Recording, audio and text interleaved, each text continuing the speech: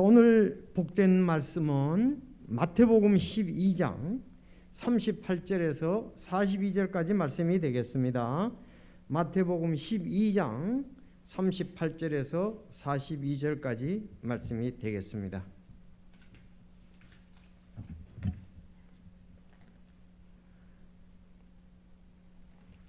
자, 복된 말씀 다 같이 38절에서 42절까지 쉽고 오늘 아주 또 내용이 아주 좋습니다.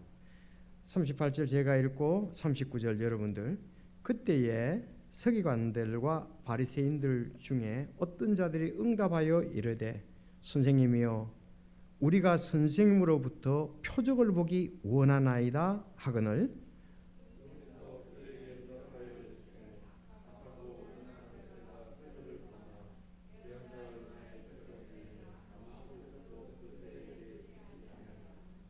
요나가 밤낮으로 사흘 동안 고래 뱃속에 있었던 것 같이 사람의 아들도 밤낮으로 사흘 동안 땅의 심장부에 있으리라.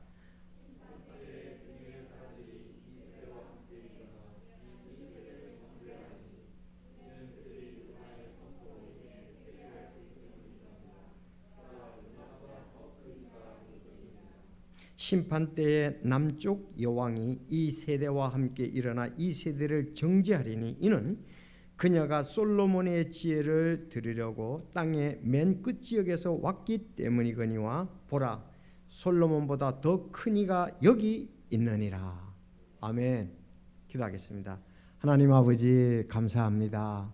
참 이곳에 와서 또 가정에서 온라인으로 지금 하나님께서 또 우리를 인도하심, 우리가 주님의 뜻을 알고 순종하며 그 말씀 가운데 굳게 서서 참 아버지를 기쁘게 하기 원하는 마음으로 지금 우리가 서 있습니다. 주여 인도하여 주시고 참 이 말씀을 통해서 큰 확신과 기쁨 속에 영혼 사랑하고 주님 사랑할 수 있도록 주여 인도하옵소서.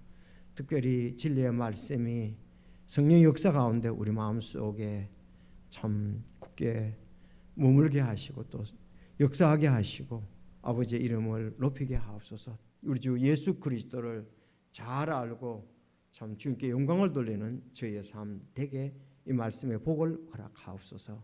예수님의 이름으로 기도드리옵나이다. 아멘. 자, 오늘 제목은 가장 큰 표적, 가장 큰 지혜라는 제목으로 말씀을 드리겠습니다. 아마 영상으로 올라지면은 사람들이 이거 뭔가 가장 큰 표적, 가장 큰 지혜. 자, 가장 큰 표적. 여기서 말하기를 가장 요나보다 더 큰 이가 여기 있다. 솔로몬보다 더 큰 이가 여기 있다. 이렇게 얘기를 하고 있습니다. 그래서 가장 큰 표적, 가장 큰 지혜, 이것을 행하신 분은 예수 그리스도시다. 우리 예수님이 가장 큰 표적을 행하셨고 가장 큰 지혜를 가지고 계신 분이고 우리에게 사실 그것을 주셨습니다.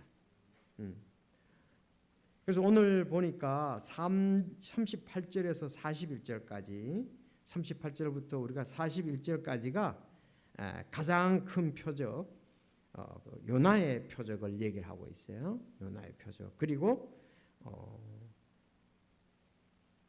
41절까지 그래도 42절에서 가장 큰 지혜에 대해서 얘기를 하고 있는데 솔로몬의 지혜를 예를 들었습니다. 솔로몬의 지혜보다 더 큰 지혜다.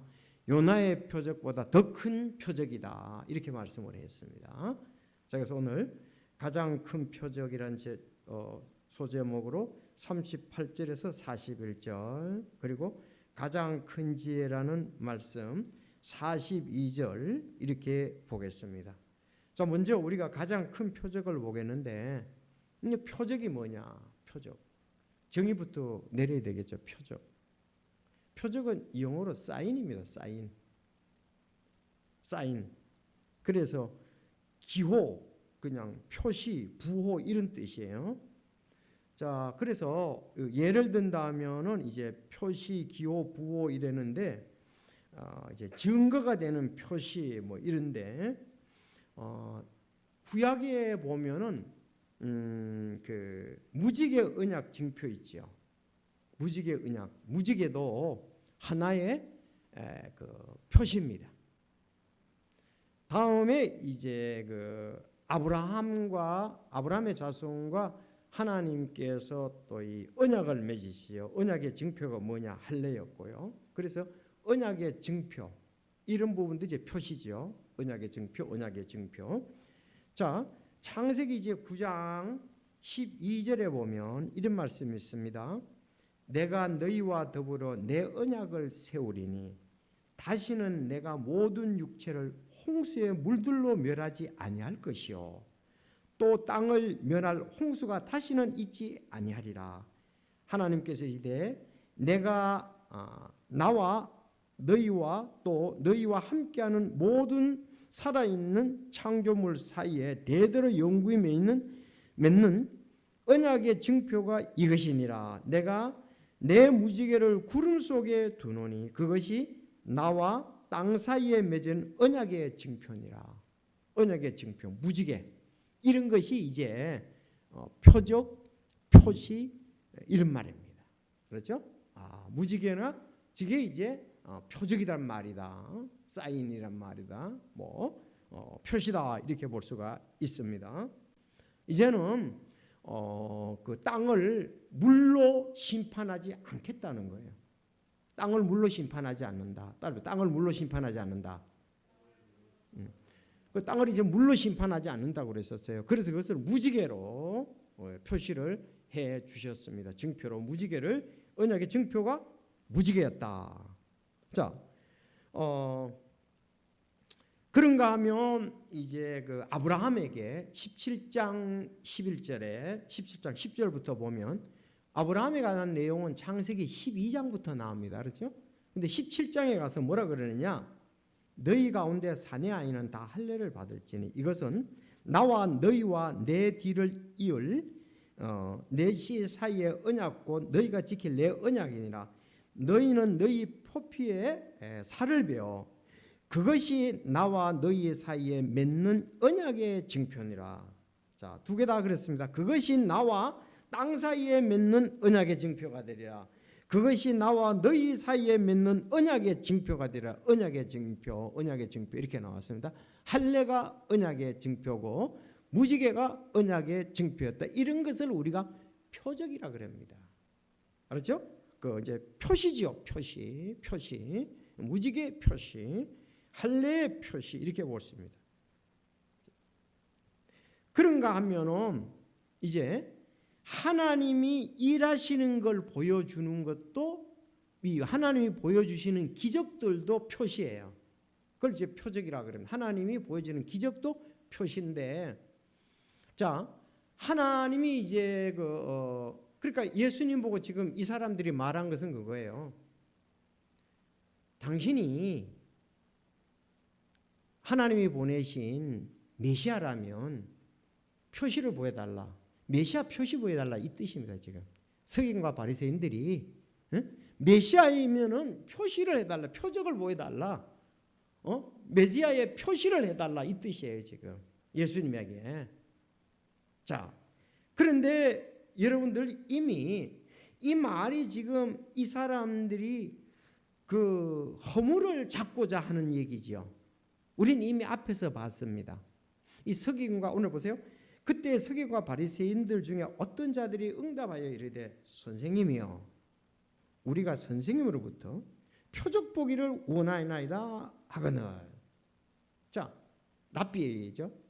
표적 보기를 원하나이다. 표적 보기를 원하나이다. 그렇게 이제 얘기를 한 거예요. 그러니까 다시 말하면 당신이 하나님이 보낸 하나님의 아들 메시아라면 무언가 표적을 보여달라 이 뜻이거든요. 그런데 이들은 꼬투리를 잡고 허물을 잡고 시기로 지금 이러는 거예요. 진정이 믿고자 하는 것이 아니었습니다. 왜 그렇습니까? 앞에 보면은 우리가 앞에 봤죠. 자, 한 손이 오그라든 사람이 있으므로 그들이 그분을 고소하기 위해 그분께 물어 이르되 안식일에 병을 고치는 것이 뼈에 맞나이까 그랬단 말이에요. 근데 한 손 오그라든 사람을 어떻습니까? 예수님께서 고쳐주셨죠. 표적을 보여주셨습니다. 그동안 그 이스라엘 땅에서 이렇게 한 손 오그라든 사람을 아무 말씀으로 고친 사람이 없다고요. 한 손 오그라든, 보세요. 얼마나 놀라운 일입니까? 그 사람이 한 손이 자꾸 오그라들어 가지고 이게 지금 건강이 안 좋아지는데 저는 이쪽 손 그렇지 않은 손과 여전히 같더라 이 말이에요. 놀라운 일이잖아요. 그거는 아마 그 나음을 입은 사람은 가서 저분이 나 손을 낫게 줬다고 손에 한 손이 얼마나 불편하겠어요. 자, 낫게 해주셨습니다. 그런가 하면 15절들 여러분 읽어주시기 바랍니다. 시작.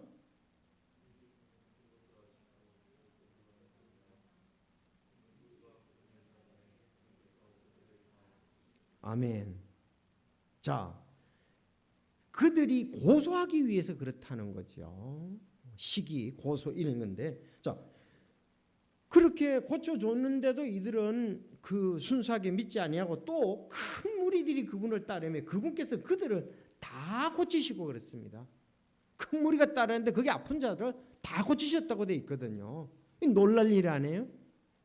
감동받을 일 아니겠습니까? 그렇죠? 믿을 만한 일 아니겠습니까? 아마 여러분과 내가 그 자리에 있어서 한 손이 오그라드는 사람을 고친 것을 보면은 와 진짜 메시아다. 와 지금 사람이 없었는데 진짜 메시아 맞아. 그리고 뿐만 아니라 그랬는데 다른 모든 큰 무리들이 그들을 다 고쳤다 그러면 여러분 한 사람에는 한 3번을 갔다가서 그런 것을 보면 믿을 수밖에 없습니다. 어떤 사람이 그런 얘기가 있잖아요. 3번 그 같은 일들을 보면은 믿을 수밖에 없다고.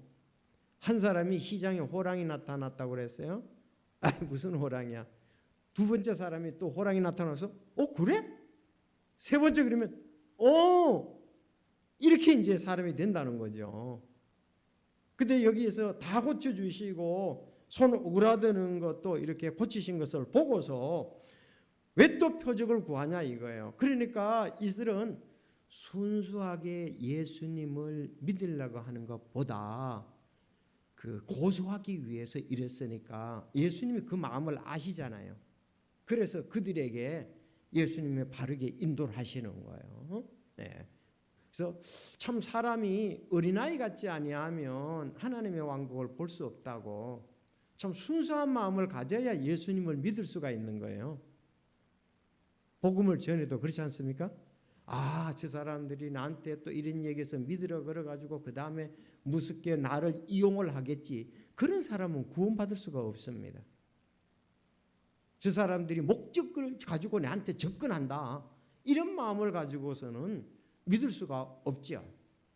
그래서 우리가 이때 중요한 것은 그래서 모든 사람이 우리 말을 다 듣지 않기 때문에 나를 신뢰하는 사람에게 복음을 전할 때에 그 상당히 구원받을 확률이 높죠. 왜? 너라면은 내가 그 얘기를 들어보겠다. 그렇거든요. 그래서 이 신뢰성이 굉장히 중요합니다. 이제 우리가 실천 사항으로서는 자, 그래서 이들은 서기관과 바리새인들 중에 어떤 자들이 응답하여 이르되 선생님이요 우리가 선생님으로부터 표적 보기 원하나이다 하거늘.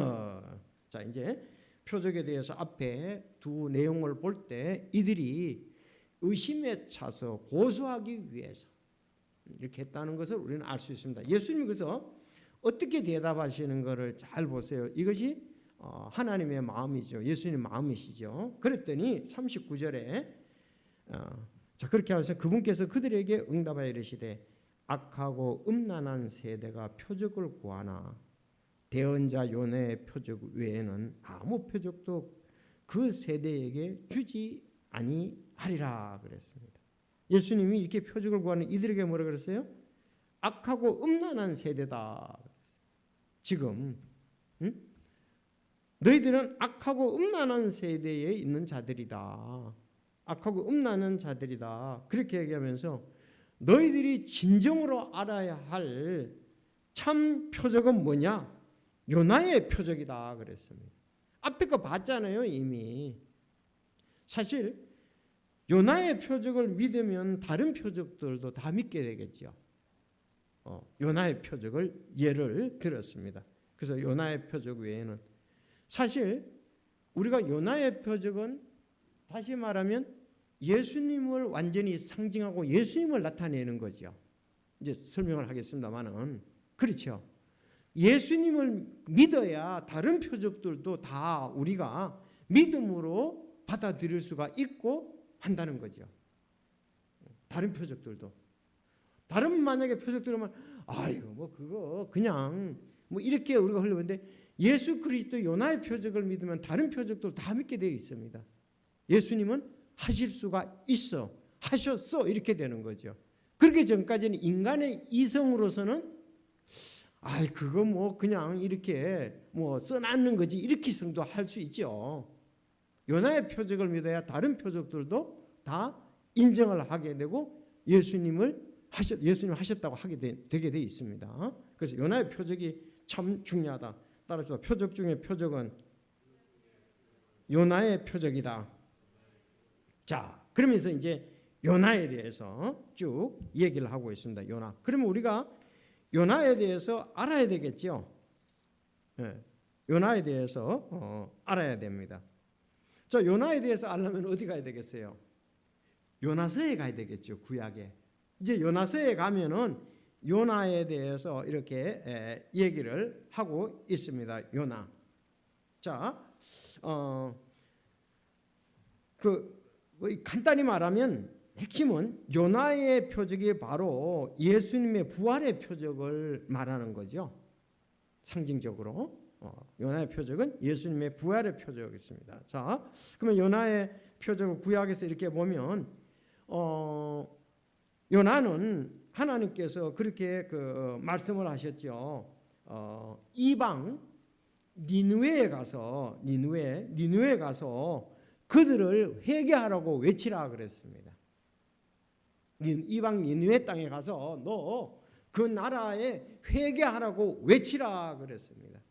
그런데 요나가 내가 왜 이방 나라에 그 멀리 가서 그들에게 회개하라고 외칩니까? 그랬단 말이에요. 자, 근데 그 당시에 그 니느웨는요, 그 일대에 만약에 옛날 이제 나중에 로마가 모든 길은 로마로부터처럼 그 일대를 전부 다가 그 니느웨가 아시리아 수도가 니느웨거든요. 아시리아의 수도가 니느웨예요. 니느웨. 근데 거기가 그 당시에 여기 오늘 요나서를 가보면 오른손 왼손을 분별하지 못하는 자가 12만 명이 있다고 그랬어요. 요나서에 가보면. 그러면 오른손과 왼손을 분별하지 못하는 것은 오른손인지 왼손인지 분별 못하는 사람이 누구예요? 어린아이입니다. 어린아이들. 어린아이들은 이게 오른손인지 이게 왼손인지 모르잖아요. 그런 사람이 12만 있다는 걸 따진다면 최소한도 거기에서 부모님이 있을 거 아니에요. 50만 정도가 넘는다는 얘기죠. 니느웨가. 그게 대도시였어요. 그래서 여기가 큰 도시라고 그랬어요. 요나서에 보면. 그리고 사흘 길을 걸어도 돌아다녀도 니느웨 성을 다 못 돌아다닌다고 할 정도였어요. 니느웨는 아주 큰 도시였는데 그 당시에 이제 지역을 전체를 다스리고 있는 나라라고 볼 수가 있죠. 아시리아의 수도 니느웨가. 근데 거기 가서 외치라는 거예요. 너희들 죄를 회개하라. 하나님이 너희들을 멸망시킬 것이다. 그런데 알다시피 요나가 어떻게 했습니까? 그 요파 항구로 가서 다시스로 가는 배를 탔단 말이에요. 여러분 좀 이게 이제 현장감이 있도록 하기 위해서 한번 보겠습니다. 그러면 니느웨에 대해서 자 우리 지도 한번 볼게요. 다 같이 지도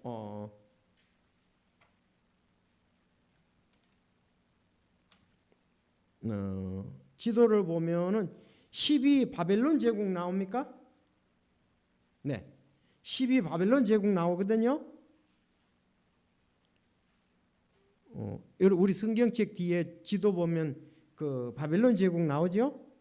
바벨론 제국에서 니느웨가 나옵니다. 회색이 니느웨잖아요. 회색 지역. 찾으셨습니까? 네. 그런데 그 밑에 아수르라고 되어 있죠. 이게 이제 아시리아죠. 아시리아. 좀 책에서는 아시리아 그러고 여기는 아수르라 그래서 헷갈리기 쉬워요. 아시리아의 수도가 그 위에 니느웨입니다. 자, 그럼 어차피 찾았으니까 바벨론도 보입니까? 쭉 내려오면은 한 뭐 6cm 정도, 니느웨에서 6cm 정도 내려오면 바벨론 있죠. 지금 우리 에스겔은 그 바벨론의 그발강가에서 지금 하잖아요. 그 환상을 보았잖아요. 그런가 하면 페르시아 수산도 보입니까? 예, 거기 누가 있었습니까? 에스더와 모르드게가 있었단 말이에요. 그러면 지금 바벨론이나 아수르, 니느웨 여기는 전부 다 어디예요? 오늘날 이라크입니다. 이라크. 그리고 수산 페르시아 있죠? 여기는 이란입니다. 이란. 알았죠? 이란. 여기 페르시아. 그 밑에 페르시아만 있잖아요. 그 페르시아. 여기 이란입니다. 이란 현재. 그리고 바벨론, 니느웨, 아수르 여기는 이라크입니다. 이라크. 그러니까 거기가 그 이 니느웨는요. 그 티그리스 강 언덕에 위치하고 있는 거예요. 그 강가에 있는 거죠. 보죠. 그렇잖아요. 티그리스 강 쭉 올라오면 니느웨잖아요. 위에. 자, 이 도시는 굉장히 일찍이 고대에 조성된 도시예요. 그리고 역사도 깊습니다. 여기가 어디에 망했냐 하면 메대에 의해서 망했습니다. 나중에 이제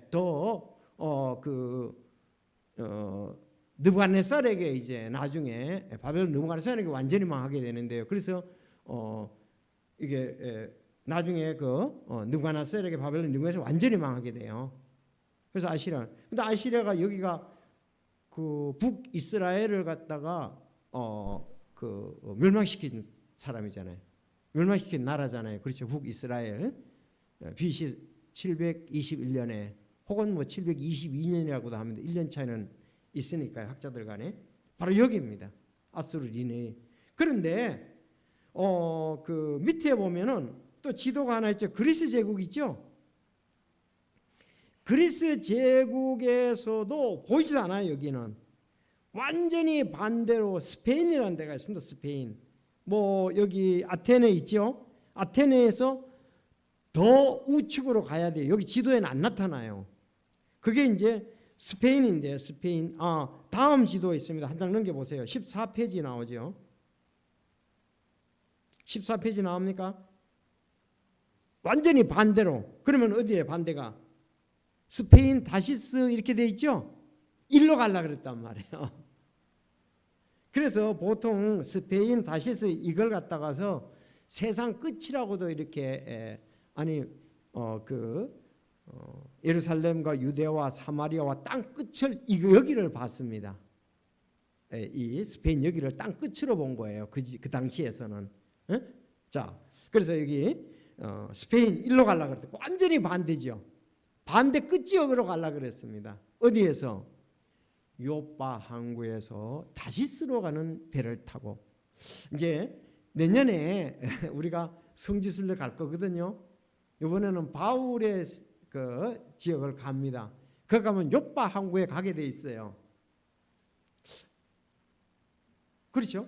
요빠는 뭐 최초의 항구다 이렇게 쓰여 있어요. 거기 가면은 요빠. 그렇잖아요. 오래됐잖아요 지금. 자, 그래서 바로 요나에게 가서 그 큰 성 니느웨에 가서 큰 성 니느웨에 가서 사람도 많고 그 당시에 도시고 거기에 타락돼 있으니까 니느웨에 가서 회개하라고 외치라 그러는데 내가 그 이방인 그 먼 데까지 왜 갑니까? 나 못 갑니다. 그랬더니 그러면서 다시스로 가는 배를 타는데 물고기 그래서 그 사람들이 배가 폭풍을 만났을 때에 요나를 갖다가서 바다에 던지잖아요. 그렇죠. 던졌는데 물고기가 물고서 여기 지어 갖다 놓은 거예요. 반대로. 이 니느웨로 갖다 놓은 거예요. 니느웨 그 강가로 그쪽으로 갖다 놓은 거예요. 그래서 거기 가서 결국은 외치죠. 외칠 때 어땠습니까? 그들이 회개하고 돌아옵니다. 요나서에 보면. 그래서 하나님께서 그 도시를 심판하셨는데 하나님께서 그 마음을 돌이키셨다 그랬습니다. 요나의 말을 듣고 회개해서 하나님이 심판을 보류하셨습니다. 보류하셨어요. 그 좀 더 길어졌죠. 결국은 이제 나중에 메대에 의해서 그 망하게 됩니다. 자, 그래서 이런 것을 이제 본문에서 지금 얘기를 하는 거예요. 그때 요나가 어떻게 했습니까? 물고기 고래배 속에서 밤낮 사흘을 갔다가서 있었던 것 같이 사람의 아들도 밤낮으로 사흘 동안 땅의 심장부에 있으리라 그랬어요. 사실은 물고기 배 속에서 3일간 있었으니까 그는 죽은 거나 다름이 없죠. 그렇잖아요. 예수님이 묻히신 거 죽은 거나 요나가 물고기 뱃속에서 죽은 거나 마찬가지였습니다. 땅의 심장부에서 사흘 동안 그가 사흘 동안 고래 뱃속에 있었던 것 같이 사실 고래 뱃속에 있으면 죽죠 뭐. 사람의 아들도 밤낮으로 사흘 동안 땅의 심장 예수님도 죽으셨잖아요. 자, 이렇게 이제 그 표적을 보여주겠다 이렇게 했습니다. 여러분 충분히 이해가 되셨죠? 자, 그런데 이제 41절이 핵심인데 심판 때에 니느웨 사람들이 이 세대와 함께 일어나 이 세대를 정죄하려니 이는 그들이 요나의 선포로 인해 회개하였기 때문이거니와 보라 나보다 더 큰 이가 여기 있느니라 그랬습니다. 이게 조금 이제 생각을 해보게 하는 말씀이죠. 심판 때 니느웨 사람들이 그랬어요. 이 세대와 함께 일어나 이 세대를 정죄하리니 그렇습니다. 그래서 이거를 너무 구호 문제로 여러분들 다루지 마시기를 바랍니다. 근데 여기서 말하고자 하는 핵심은 뭐냐면 심판 때에 니느웨 사람들이 일어나가지고 그때의 심판대에서 정죄한다 이거예요. 정죄를 한다 이거예요. 자, 우리는 요나가 그렇게 한 것을 말을 듣고 우리는 회개했다 이렇게 나온다 이거예요. 그러니까 예수님이 죽음과 부활 이거에 대해서 이제 그 왜 안 믿었느냐고 나올 거 아니겠습니까? 신보자 심판에서 나올 때 이들이 증인이 된다는 거죠. 니느웨 사람 증인이 되는 걸 마찬가지다. 이렇게 지금 얘기를 하고 있습니다. 자, 그러면은 선포할 때 이로 인해 회개하였기 때문이라 이렇게 보라 이렇게 나오고 자, 핵심이 요나보다 더 큰 이가 여기 있느니라. 요나보다 더 큰 이가 여기 있느니라. 뭐 이 사건보다 더 큰 것이 가자 하는 이가 여기 있느니라 그 뜻이잖아요. 그래서 구약의 신약에 보면은 많은 이적들이 있죠. 죽은 자를 살리는 기적이야말로 뭐 가장 큰 이적이라고 볼 수가 있습니다. 그렇죠? 아니 사람이 낫게 하는 것보다 더 그런 것이 죽었다가 살아나는 거 더 크잖아요. 신약에서도 보면 바울이 유두고를 살리죠. 창문에 떨어진 유두고를 살리죠. 그렇지 않습니까?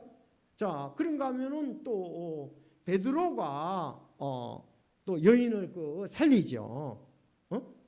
그 여인을 살리는 거고. 예수님이 누구죠? 예수님이 친구 마르다의 나사로를 살렸잖아요. 예수님도 살렸습니다. 그런데 그거보다 더 큰 기적이죠. 이 표적. 또 죽은 자들을 다시 살리는 거, 나사로를 살리는 거, 그보다 더 큰 표적이라. 그들은 살았지만은 살렸지만 또 죽었잖아요. 그리고 예수님의 몸같이 부활은 안 했습니다. 예수님의 몸같이 그들은 부활한 그런 몸은 아니었습니다. 살았지만 기적적으로 유두고도 마찬가지고, 그 옷을 만들어서 사람들에게 주었던 그 과부도 마찬가지였습니다. 또 나사로도 마찬가지였습니다. 그런데 이제 예수님의 부활은 완전한 부활입니다. 이런 것이 없다 이거예요. 그래서 이제 표적 중에 표적은 결국은 가장 큰 표적은 예수님이 하신 십자가의 죽으심과 부활의 표적이다. 가장 큰 표적이다 이 말입니다. 굉장하죠. 감사할 일 아닙니까? 아니 우리가 병을 나도 감사할 일이고 죽었다 살아나도 감사할 일인데 이제 영원히 변하지 않는 그분의 모양으로 우리가 변화되었으니 우리 몸이 그렇게 된다니까 우리는 얼마나 감사했냐. 거듭난 자로서.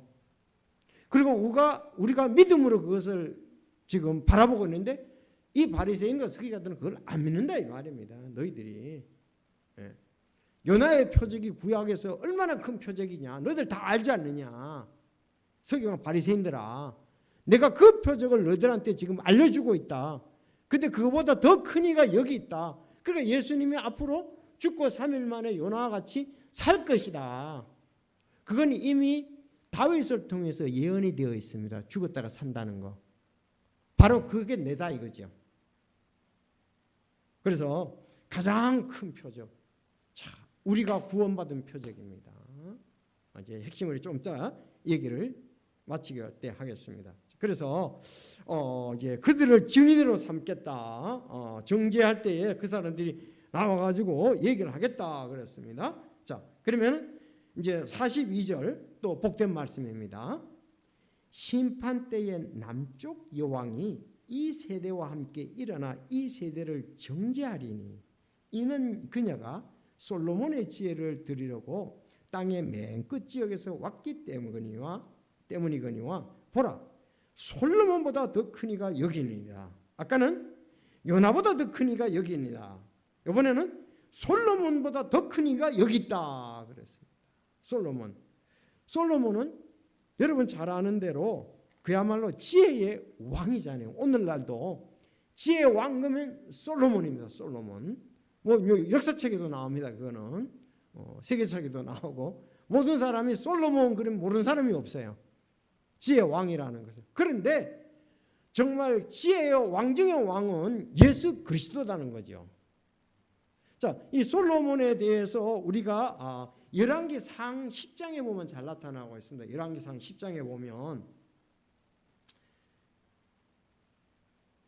열왕기상 10장에 보면은 구스 이디오피아의 여왕이 그 솔로몬의 명성을 듣고 지혜를 시험하려고 많은 수행원들과 함께 금과 보석과 향품을 신고 예루살렘을 방문하게 되죠. 열왕기상 10장에 보면 그때 그 여왕이 솔로몬의 그 지혜를 듣고 그가 건설한 성전, 그렇죠?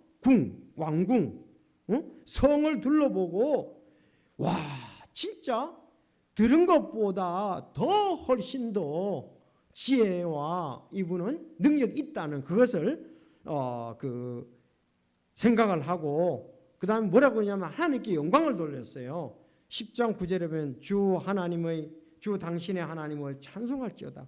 그분께서 당신을 기뻐하사 이스라엘 왕자에 당신을 앉혀주시고 주께서 영원히 이스라엘을 사랑하셨으므로 당신을 왕으로 삼아 판단의 공의와 정의를 행하게 하셨도다 하고 하나님께 영광을 돌리고 이 시바 여왕이 돌아갔습니다. 그 얘기를 하는 거예요. 지혜 중에 지혜는 솔로몬의 지혜다 이렇게 얘기를 하고 있습니다. 여러분들 이 지혜 성경에 말씀하기를 그렇게 이 얘기를 하는 거예요. 다니엘은 지혜와 능력이 아주 뛰어났죠. 갈대아 사람이 지혜를 다 배웠다고 그랬어요. 그 포로로 가서. 그런데 다니엘이 그 사람들 중에서 하나님의 영을 통해 지혜가 더 있어서 총리들 중에 가장 으뜸자는 자가 됐잖아요. 그렇죠. 그래서 솔로몬이 뭐라나 그러면은 다니엘이 응답하여 이르되 영원 무궁토록 하나님의 이름을 찬송할지니 지혜와 능력이 그분께 속했다. 그 이방 나라에서 배운 게 아니고 진짜 진정한 지혜는 지혜와 능력이 그분께 속했다 그렇게 했습니다. 여러분 신약에서도 그분 안에는 지혜와 지식의 모든 보화가 감추어져 있느니라. 누가? 예수님. 그분 안에는 지혜와 지식의 모든 것이 감춰져 있다 그렇습니다. 잠언에 보면 지혜로운 자에게는 생명의 길이 위에 있고 그는 아래에 있는 지옥에서 떠나니라 그랬어요. 진짜 지혜로운 자는 생명길의 위에 있고요.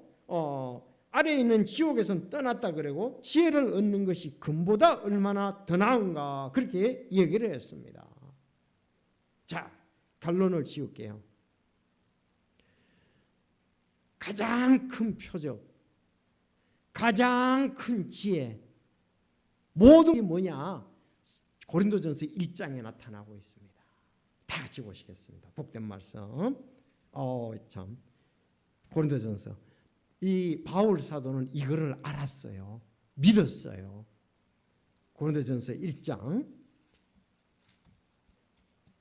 자, 1장을 여러분 다 찾으셨나요? 네.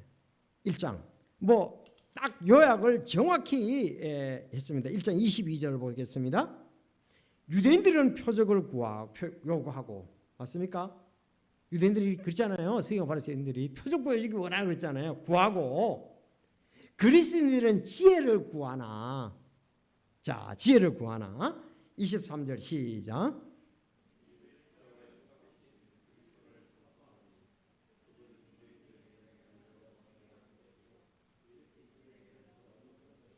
부르심을 받은 자들에게는 유대인들에게나 그리스인들에게나 그리스도는 하나님의 권능이시오 하나님의 지혜니라.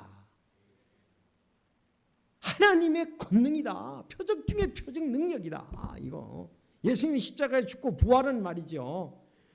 그래서 모든 지혜와 모든 표적은 전부 예수님의 십자가의 중심 거기를 가르치고 있다는 사실이에요. 가르치고 있다는 사실이에요.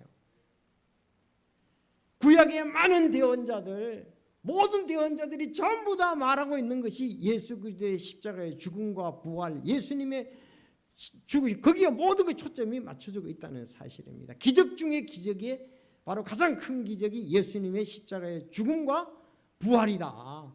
모든 지혜도 거기 있다. 대언자들이 말한 지혜도 거기 있다. 바로 보세요. 근데 지금도 에스겔에 바벨론에 가서 포로로 가서 전부 다 얘기하는 거 뭐냐?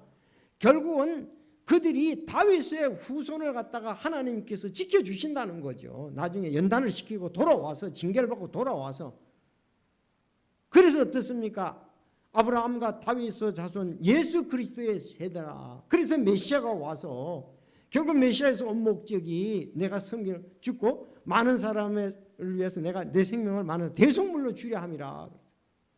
그래서 가장 큰 표적 예수님의 십자가의 죽음과 가장 큰 지혜 예수님의 십자가의 죽음과 그래서 우리는 그 성령의 말미암은 지혜, 성령의 말미암아 죽고 부활한 하나님의 능력으로 살았다 그랬잖아요.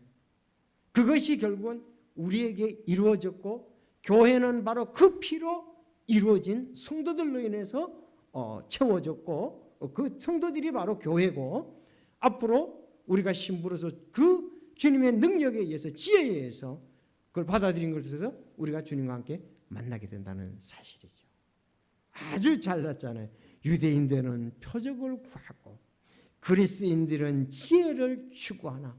그러니까 그 이방 시바 여왕이 솔로몬의 지혜를 들은 건데 이방인들은 지혜를 좋아하니까 지금도 그리스는 그거는 지혜의 나라라고 얘기하잖아요. 유대인들은 표적, 메시아 표적을 보여주십시오. 그러니까 요나의 표적이다. 바로 예수 그리스도의 십자가의 죽음과 부활을 그걸 얘기한다. 자, 이런 놀라운 것이 오늘 참 본문에 있음으로 인해서 감사를 드리고 그것이 우리에게 이루어지고 우리가 믿게 된 것에 대해서 참 감사를 해야 되겠다.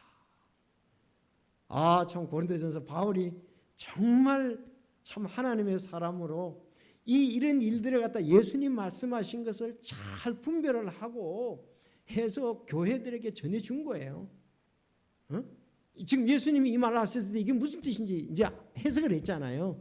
해석을 해서 알고서 교회에 전해준 거라 이 말입니다.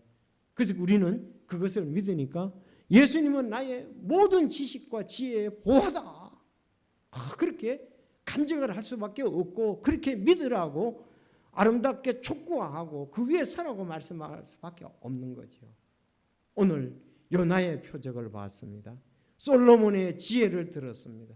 그 모든 것은 예수 그리스도에게 결국은 초점이 맞춰지는데 예수님은 표적 중의 표적인 십자가의 죽으심과 부활, 그 일을 이루기 위해서 하나님의 지혜는 거기에 처음부터 초점을 맞추고 있다는 것이죠. 자, 우리는 알았습니다. 지혜로. 그리고 실제로 행한 것을 믿었습니다. 얼마나 참 이 중요한 가장 그 하나님이 기뻐하시는 일. 그래서 얘기했잖아요. 창세기 3장 15절. 인류가 타락하고부터 범죄하고부터 모든 것이 거기에 있는데 이게 정말 이스라엘 백성들을 통해서 계속 그 일을 이루어짐을 점차적으로 계시해 주고 있잖아요.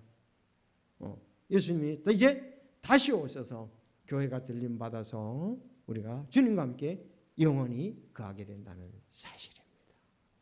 오늘 가장 큰 표적, 가장 큰 지혜 여기 있느니라. 예수님이 내가 그렇게 할 거야. 내가 그것 때문에 왔어.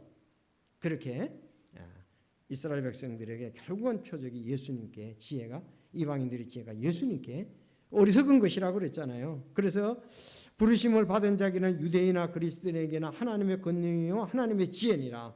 하나님의 어리석음이 사람들보다 지혜롭고 하나님의 약함이 사람들보다 강하니라 그랬어요. 감사합시다. 기도하겠습니다.